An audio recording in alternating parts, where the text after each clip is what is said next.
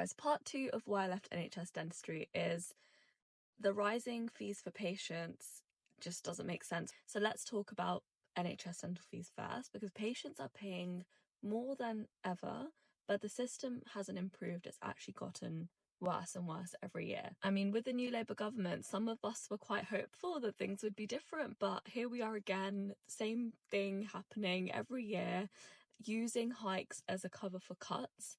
It's not fair. Let me go into a bit more detail. So every April, NHS dental charges have increased. Patients pay more each year for the same treatment, but the money rarely goes into improving the current state of dentistry. I need everyone to know this, guys.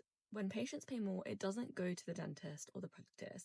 It goes straight back to the government, and then it comes back to the practice in a form of funding. In 2010, a band 1 checkup was £16.50. In 2025, that same checkup is going to be £27.40. That's a 66% increase.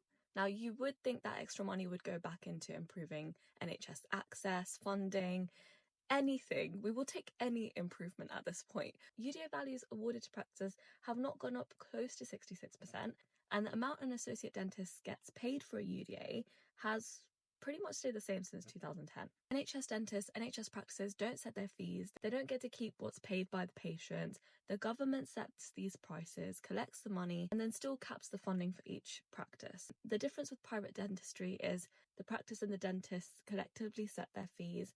They know their overhead costs and they do it according to that. Can someone explain how charging patients more for NHS treatment every year, but not putting it back into improving the NHS makes sense? I just don't get it. Follow for part 3, targets and clawbacks.